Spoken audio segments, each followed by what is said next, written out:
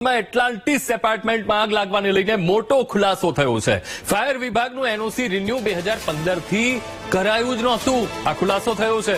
એપાર્ટમેન્ટમાં લગાવેલા ફાયર સેફટીના સાધનો પણ બંધ હાલતમાં હોવાની માહિતી મળી છે।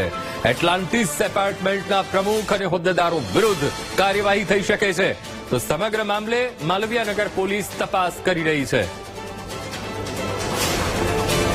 એટલાન્ટિસ એપાર્ટમેન્ટમાં જે આગ અને આગમાં 3 લોકો જે મૂંઝાઈ ગયા હતા અને ત્યારબાદ પોલીસ તપાસ કરી રહી છે અને સાથે સાથે ફાયર વિભાગ પણ તપાસ કરી રહ્યું છે। ત્યારે આ કેસમાં ખુલાસો એનઓસી રિન્યુ 2015 થી જ કરાયું નહોતું। ફાયર સેફટીના સાધનો પણ બંધ હાલતમાં હોવાનો ખુલાસો થયો છે અને માટે એપાર્ટમેન્ટના પ્રમુખ સામે કાર્યવાહી થઈ શકે છે।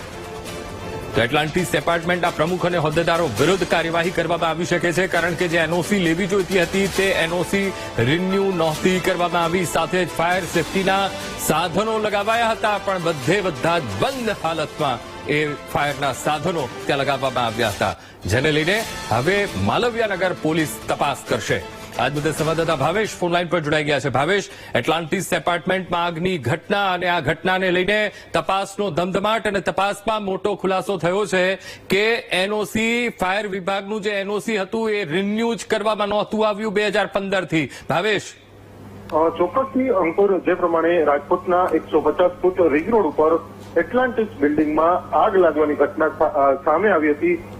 6થા માળે આગ લાગી હતી અને 3 લોકોના મોત થયા છે। ત્યારે હવે આ મામલે જે તપાસ છે તે તેજ કરવામાં આવી છે।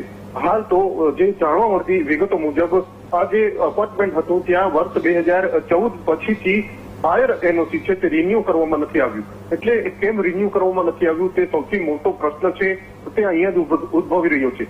સાથે સાથે જે પ્રમાણે વર્ષ 2021માં અને વર્ષ 2023માં જે ફાયર વિભાગ દ્વારા આ બિલ્ડિંગને નોટિસ ફટકારવામાં આવી હતી કે ફાયર એનઓસી રિન્યુ કરવામાં આવે છે, તેમ છતાં પણ કોઈ પણ પ્રકારે આ જે એપાર્ટમેન્ટ છે, બિલ્ડિંગ છે, તેનું ફાયર એનઓસી છે તે રિન્યુ કરવામાં આવ્યું નહોતું। અને હવે જે આગ લાગવાની ઘટના બની છે તેને લઈને ફરી એક વખત પ્રશ્નો છે તે ઉભા થઈ રહ્યા છે। જ્યારે આ આગ લાગવાની ઘટના બની ત્યારે આ બિલ્ડિંગમાં જે ફાયર સેફટીના ઇક્વિપમેન્ટ લગાવવામાં આવ્યા હતા તે એક પણ ઇક્વિપમેન્ટ છે તેનો પણ ઉપયોગ કરવામાં આવ્યો નથી, એટલે એ કામના હતા જ નહીં તે પ્રકારનું જે ખુલવા પામ્યું છે।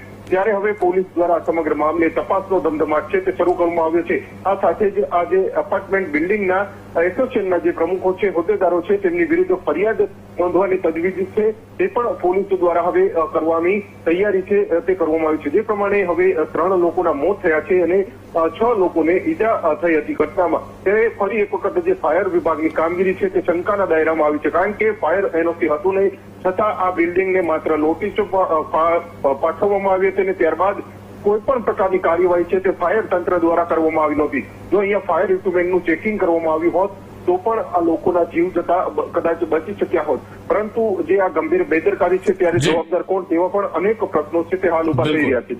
જી બિલકુલ ભાવેશ, સમગ્ર માહિતી સાથે જોડાવા બદલ આપનો આભાર।